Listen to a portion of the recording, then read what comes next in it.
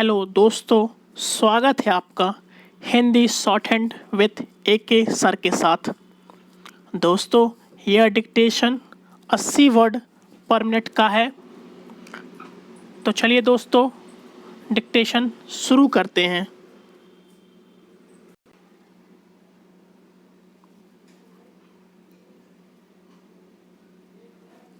सभापति महोदय, प्रतिदिन छोटी मोटी झड़पें होती रहती हैं।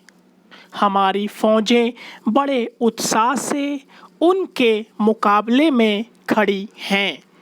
उनके हौसले बहुत ऊंचे हैं, लेकिन हमारी सरकार का भी यह कर्तव्य है कि उनके हौसले को कभी गिरने ना दें। उन्हें हर तरह की सुविधा प्रदान की जाए जिससे उनका आत्मविश्वास बढ़े।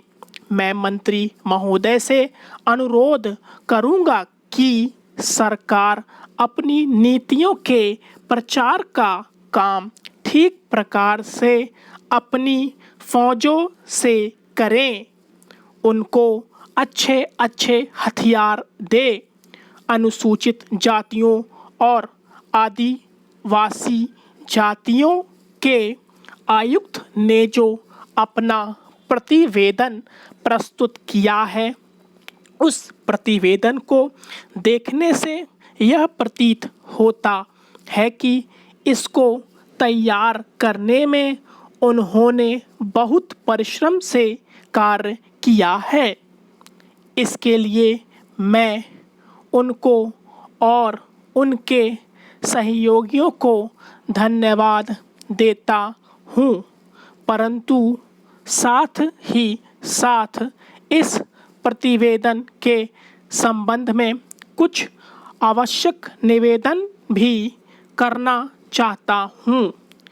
पहली बात तो यह है कि इस प्रतिवेदन को देखने से ऐसा प्रतीत होता है कि इन कार्यों के लिए जिस धन का उपयोग होता है वह 3 साधनों से उपलब्ध होता है। केंद्र सरकार द्वारा, राज्य सरकारों द्वारा और कुछ गैर सरकारी संस्थाओं द्वारा। प्रतिवेदन के अनुसार जितना धन इन कार्यों पर व्यय करने के लिए दिया जाता है, उतना धन पूरी तरह से व्यय नहीं हो पाता।